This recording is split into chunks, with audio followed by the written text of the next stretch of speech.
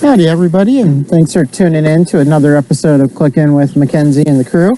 I'm here with Maud and Gertie, and today the Donkey Divas are going to help us demo some more stuff about how to deal with puppy anxiety, pandemic puppy potential issues. To forgive me a little bit, my allergies have been really kicking my butt. Oh jeez, don't be mean to your sister. Here you go, take it. Oh, okay. I can't believe she did that either. And today we're going to talk a little bit about separation anxiety, which is a issue that puppies might have coming out of the pandemic as people's routines start to change. So if you got a puppy during the COVID pandemic and you were spending a lot more reason back to work or traveling more, if you were spending, leave it. You don't need to sass your sister. And also, you're only doing that because she's on the other side of the gate. You don't. Leave it. You're being so silly. Shh. Apparently, Ma decided that Gertie is being rude, and she's gonna let her know, huh?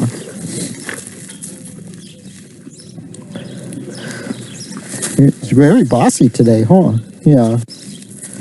Leave it. All right, let's try this. Maud, come here. I apologize. I need to check my training plan. They're very eager to do some training today, and Maud did not want job.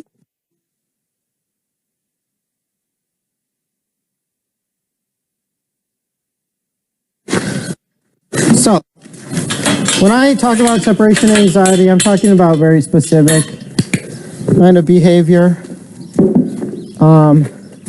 It can be, there's a whole range of ways in which it can present, from low to mild, where animals maybe just whining or can't really settle in. Low level of frustration, maybe barking the door, all the way up to animals who, when left alone, will become self-destructive, demonstrate compulsive behaviors, self-soothing behaviors like excessive licking, can lead to sore spots, or even chewing through walls, chewing up lots of other objects, taking objects and destroying them. And so it can be a wide range. And if your puppy has gotten used to a world in which you're always there, then it can be very difficult for them to adjust from that if you're suddenly 8 hours at work. So the very first step about separation anxiety, the way to work on it is not to do that to them. So if you know that you have work coming, or you have spent the majority of your time around your puppy and pretty soon you're not going to be doing that, you should start planning to come up with some ways in which you're going to help them adjust to that new routine if you have to leave. And how you do that, ideally you do it before you see any sort of problems, but start leaving your puppies alone for a few minutes with something really awesome right after a walk. So a lot of ways in which we can combat it is by wearing them out just a little bit, like taking them on a walk, making sure they pottied, and then giving them something special to enjoy, like a Kong full of peanut butter, a brand new bone, as long as they can't choke on it in a safe way, and then leaving for a little while and going around the block a few times on your own or once on your own. You can monitor if you're not aware, like if you're not sure if they're going to be displaying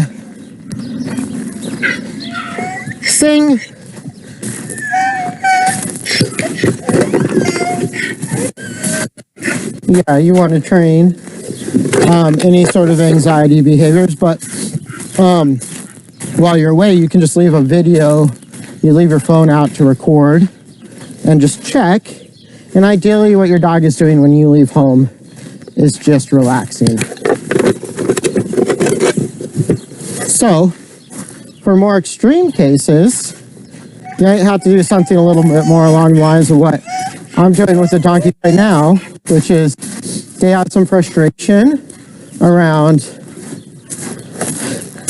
the idea of being separated from me while the other one's training. So I'm trying to reduce that by just separating them, but giving them both a little bit of attention. And I'm having kind of low success because I'm also trying to talk about separation anxiety as I do it. But in extreme cases, we may need to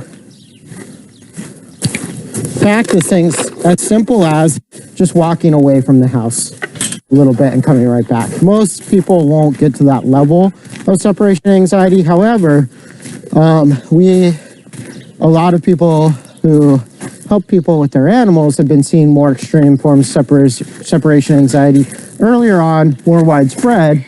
Leave it. Thank you. With puppies, since the pandemic started. Oh, hey, how's it going? Nice fish. Because they've gotten so used to. Okay, open. Remember how? Here, you push it. There you go. So you may need to do more behavioral training, and really, if your puppy is really losing it, just within 5-10 seconds, they can't calm down after a minute or two, and they just don't relax when you leave, it's worth taking the time and paying the money to work with somebody one-on-one, because they'll be able to help you assess where your puppy's at and set up a behavior modification plan for that level. But I'm just going to give you some tips for basic separation anxiety today. And the first one is what I was doing, which is just practicing your routine of leaving and then just going right back and doing it 5 or 10 times, and something good happens each time, ideally before your animal ever has any problems. So if I had a new puppy that didn't have any separation anxiety before I was planning on leaving it for too long, I just practiced my routine of leaving the house and then just come right home, not have it be a big deal, and leave them some reinforcement and then reinforce them upon coming back. So that's the easiest one. Now, we're going to work with James and Buna on checking it on recall, but also demonstrating just kind of like what that looks like with a dog. So you just saw with 2 donkeys, you know, and then we'll just practice a little bit more with Buna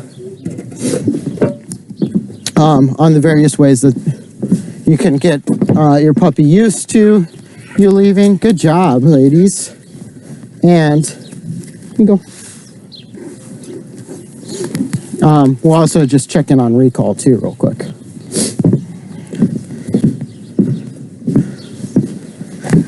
How are you doing, James? Hey, Mackenzie, good. How are you? I'm doing pretty good. I'm a little out of it today. I've been having allergy attacks all week.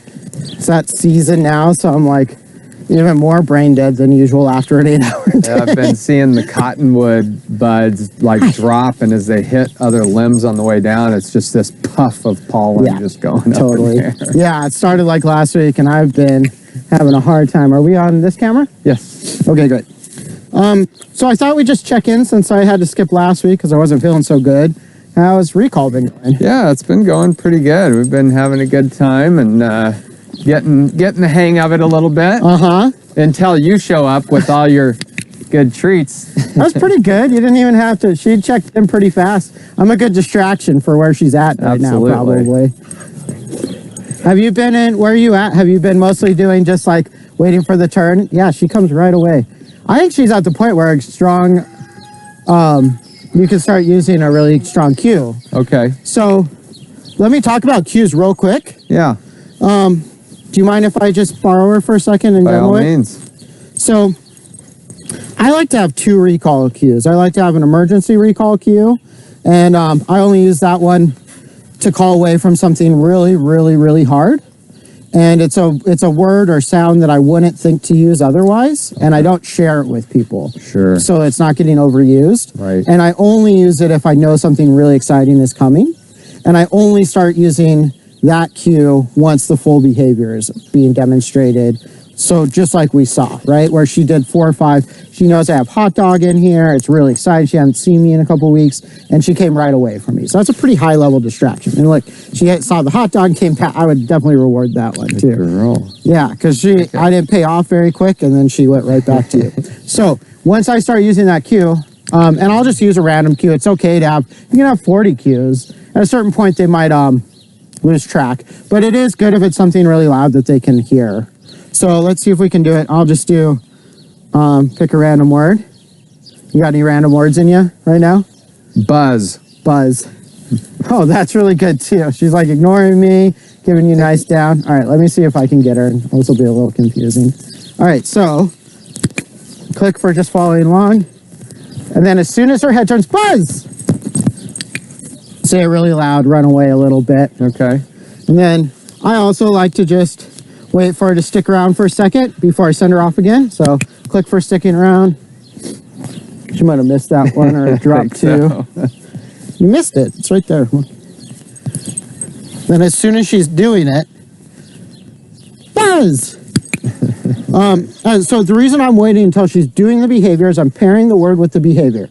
She might turn around and come anyway, but the behavior I really want to see is when she turns, and I want to get it paired just like when you brake at a red light.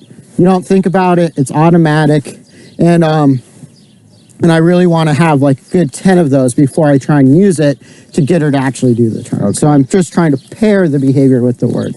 So this is good, hanging out with me, getting some good, nice little heel there. Buzz! And I'm also just trying to change my body a little bit. So like I'm not doing it always facing forward. I wouldn't do it always running away. I want the word to be the cue. So go ahead and you can use a whole different word if you want to. Buzz. Nice. Buzz. Now, am I doing that before she turns? Right as she turns. Buzz. That was the wrong. No, that's okay. Cue. That's all right. Just wait for her to turn. Well, when she does it, say the cue. Then I won't be too distracting. She'll think of it. Buzz. Nice. Very good. Buzz. Nice. Buzz. Very good. Take it. Take it. My separation anxiety donkeys are over there. Why? Why don't you try it now? Buzz. Very good. So, again, I would, if you want some homework for the next few weeks, Yeah. practice trying to pair it away from, like, do it a few times just like you did, like just using that exciting word, just practicing the behavior, and then see if you can find some opportunities to pair it with high-level distraction. Don't use it to try and pull her away from high-level distraction. Okay. Just she is, like me having hot dog, somebody else having hot dog, a new person. Wait for that moment where she turns, pair the word with it, high level of reinforcement. Okay. And then also see if you can find 4 or 5 times where you use the cue after you've practiced it a few times with different things. So she's learned it in a few different contexts. After you've done that, see if you can find some really awesome things you can use that cue to call her to. So like, say she loves getting in the car. Wait, like try and like sneak off to the car when she's not paying attention, or give her a distraction. In the moment you notice that she's going to hear you, use the cue, and then bring her to the car. Or say she wants to, she really enjoys investigating like a smell. See if you can pair that cue with that, and then save it. You know, maybe once every week or two, just buzz her over for something really exciting. Okay. So it's extra special. It only happens a few times. Maybe you got a brand new toy. The time that toy shows up is right when you call Buzz and she comes back from around, you know. So good things, save it for that. And then if you need it for something really hard, hopefully it'll come through the kind of like, there's a deer running, or, you know, whatever is the high level distraction. And the more you build it up and the more history where it pays for really good things, the more likely that word is going to be to pull her off of anything. And that's how we get that really strong recall where they'll come away from, 20,000 hot dogs with whatever. Okay. Next time we can work on like building up distractions a bit more too, but I think that's a good thing to be working on right now. Okay. And you can do a normal recall with like come or whatever, just her name. Right. But having that extra special one, you can always try the normal recall. If it doesn't work, then use the buzz one. And then you never want to use it to call her away to punish her. So your buzz recall is only good things happen. Even if you're really mad at her or she didn't come right back, you always, because the day that saves your dog's life, from like running in the street or something like that is totally going to be worth it, right? And we want them to think, anytime I hear this, the best thing, I don't even know what it might be, but something amazing is going to happen. And that's what can penetrate through that high level arousal that's usually going on when we're trying to call our dogs. All right, can we try doing a little bit of practice? Is she usually pretty comfortable being left alone? Generally, if she's in her fenced area and she can see us doing something outside of it, she will whine a bit. Yeah, but it's not. I wouldn't call it a major problem. As she's gotten older, it's gotten better. Yeah, totally. She's gotten a little more comfortable with it. Yeah. Well, when we're working on separation anxiety, our goal is not to have the animals uncomfortable at all. It's to find the level at which they're comfortable and work from there. So with some clients with dogs with severe separation anxiety, I literally have them practice just separating, practice all the behaviors where they're just separating on the other side of the bathroom door, right? Some people don't close their door when they're going to the bathroom and their dog's around, and the dog gets so attuned to always being around, then they have to go do something and they have just a major freak out. So just remembering to practice like little bits of separation. It's healthy for dogs in this world to be comfortable with people going away, and not all dogs get that memo if you spend a year working from home and never leaving the house, right? So let's just practice what we think is going to look like good, hopefully non-distressing, and we want to work at the level where she's least distressed and come up with ways to reinforce it. Do you think we can work from just with the office? Yeah, as long as we're within sight of the camera. Okay, let's try it out. So all we're going to do is put Boona inside the office, hide a few treats around where she can get to them, and then come back, not make a big deal about coming back, and then release her. So it's just really fun, short, good time being associated with being separated. And then you can just increase it as you go. So it's okay for me to just toss. Yep. I would just throw a few treats in there, and then we walk off. It's great if she's not even too much at the door. These poor donkeys are demonstrating what bad separation anxiety training looks like. Exactly. As soon as they hear any clicking going on. Yeah, they're like, and then I would just come back and do a treat, and then she's free again. Sit. Okay. Yes. So nice and easy. And like that, she didn't have any anxiety. She doesn't really have separation anxiety, but that's great because if you can find that level, a lot of people just are always trying to work from where their animal's already anxious or stressed. What's interesting is, I work from home here. And so when we first got her, she's a year and a half old now. When we first got her, I was home all the time regardless. Right. So that was pretty common for us. And we would always have someone, either Kate or myself was always handing her off. So I think it probably did take her a while to get used to being by herself, but we also weren't like super, I guess, we didn't have her with us everywhere all the time. We'd leave her in the car for a little bit. Exactly. Or we'd leave her in her kennel for a little bit. Right. Or whatever. And I think what happens is people forget to do that, or the dog is just a little bit anxious, and then slowly over time they leave them longer and longer, or they go from that scenario to working 8 hours a day and the dog's just totally by themselves. And I think the way we started with some of that is like I would work in the office and she would be in her kennel. This one when she was really little and would destroy shoes and whatever else, but she'd be in her kennel and would be able to see me. Right. But there was distance there, and then we kept moving it around a little bit more and more. That seemed to help, but we were just making it up. Well, no, that's really good. And that's exactly right. So long, the the keys for separation anxiety are to practice before it's a problem, right? And like if you notice some anxiety, to ease off a little bit rather than increase, right? A lot of people miss that. Like the other dog will scratch at the door one day and then they just won't change anything and it'll develop and develop and develop. But practicing just like really easy separation, like go on a hike and then leave the dog in the car after they're already tired. So it's like they're already exhausted, nothing that big happens. Hopefully, you know, and they're used to your car, right? So it's just those sorts of things where you're varying their time alone, but you're doing it when they're more likely to relax anyways, because they've had some training or some exercise, they've gone to go potty, whatever, and you're just not overdoing it at first, right? You're easing them into it. So it's little bits of separation around the house, little bits of separation elsewhere, and not going from 0 to 90. And like not even, I think what happens is a lot of people, they just suddenly were working from home and then suddenly their boss wants them back at work and they don't think about the puppy, right? That is now like a year old and has never had a problem when they leave the house for 10 minutes and suddenly it's alone for 8 hours. And then 2-3 weeks, a month or two of that happens. And then you're getting full bore separation anxiety where the dog is destroying the house or themselves. Or so it may make sense, even though we've never seen it as a problem. It's probably because we've always been around. So maybe we need to phase in some of that extended. It's never a bad idea, especially if she hasn't had to experience too much of it. Right. To just do a little bit longer, like plan to go out for, you know, like whatever the maximum is now.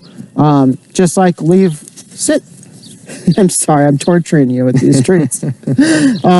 Leave like, you know, like a camera on or something so that you can monitor just a little bit, make sure she's not anxious, and then like, yeah, leave her a little bit longer, but then have something good be left there, come back, don't make a big deal of it. And if she doesn't have a problem, it's not a problem, right? But it's all like, I always practice it if I get a dog or if I'm watching a dog, just getting them comfortable with longer and longer stays. But also like, it's okay to leave them with somebody watching them so that they're not too prone to just you, because a lot of dogs' separation anxiety will be contingent on the person, right? Yes, exactly. Yeah. So it can cover a lot of different things. The important thing is that if you got a puppy during this pandemic, you're thinking about it and you're preparing for it before you're away, you know, 8 hours a day, 5 days a week, or you go on a vacation and like leave the dog with someone new. You should be doing short little stays, even if somebody else takes your dog on a walk for a little bit, things like that. So they're just more used to. Or going to the grocery store, going out to dinner. Exactly. You know, you know. Just getting them prepared. Don't just like dive in and like start leaving them in the car all the time, every day, 3 times a day. Do it once, make sure it goes okay. And then, you know, you don't always have to leave something good once they're comfortable, but you just want to prepare them for that possibility and get them comfortable with it. So it's a pretty simple one. And like, it's intuitive, I think, to a lot of people, but it's when you're stressed out, when things are changing, when you're not thinking of it, when you don't feel in control of like, oh, now I have to be at work 8 hours a day. You want to be preparing before that happens, if that's coming up or it may come up. And your dog will be much better for it because every dog at some point in their life is going to be separated from you for at least a few days. Like you'll go on vacation, somebody will get sick, something will happen. And if they're not prepared for it, then, or, you know, worst case scenario, if you pass on and your dog is left, they may have a really, really hard time readjusting, and that can ruin their chance at adoptability. That's common. So just those sorts of things, helping make sure that they're going to do well down the road. Right. Yeah. Okay. Well, that's most of what I have to say. For severe cases of separation anxiety, if the dog is self-harming, if they're really destroying the house, or if they're a threat or danger to themselves or others, you really want to work with a specialist who has a history and uses behavior modification techniques, ideally with some sort of certification in it, because there's a lot of bad ideas out there that can make it a lot worse. And I gotta say, my worst separation anxiety cases had come to me after they'd been to a couple other trainers who did things that made it much worse. So, and you can really make it a lot worse. You don't want to increase anxiety, right? It's an anxiety behavior, so you don't want to try and punish your way out of it. You don't want to try and scare the dog out of it. Otherwise, even if it might diminish for a little bit, you'll see it explode in really nasty ways down the road. So that's something to watch out for. But yeah, taking it nice and easy, making them comfortable. Can I take a photo of you two? Absolutely. I totally forgot to take photos She's last. pretty photogenic. Yeah, she is. Boona. She's ready for it. Girl. Let's do one more and I'll take a photo over at the window too. I should probably get one of Gertie not doing a good being separated. Well, she's like, why is the dog getting trained when a donkey could be trained right now? This is not the proper order of the world. Come on. Boona, go get Kate. She's on it. Boona. Boona, go get Wow, good one. Cute. We can let her out. Okay. Nope. It fell down between the tracks. Okay. Awesome. Well, thanks so much, James. I appreciate you. Yeah. Thank you, Mackenzie. Thanks, Boona. You did great, as usual. And so what's next with the divas coming up next week? Next week, I want to keep going with there's a couple more things I was hoping to cover for doing pandemic puppy stuff that hopefully the divas can help me demonstrate, and then we can do another puppy session if that's all right with you guys. Absolutely. So I can't remember exactly what I put on my list for next time. I should have checked beforehand, but there's just a few other things that come up. So we did greeting, and we also did arousal last time. I also know that like a lot of pandemic puppies, it's just a good idea. I thought we could do a basic obedience one where we just talk about loose leash walking. A lot of dogs going out on walks and it's getting way more exciting. So how to deal with distractions in the environment and stuff. Maybe we'll do that next time. I had one other thing and now it's just not occurring to me. So I have like, I think two more. Those are all very good topics for sure. Yeah. Well, thanks to you both. All right. Thanks to the divas. Thanks to everybody for tuning in. And we'll be back next week. Don't worry, I'm going to do more training with you. I still have more carrots. All right. Thanks, everybody. Bye, everybody. Who was the other thing? You did great. You're such a good demo dog.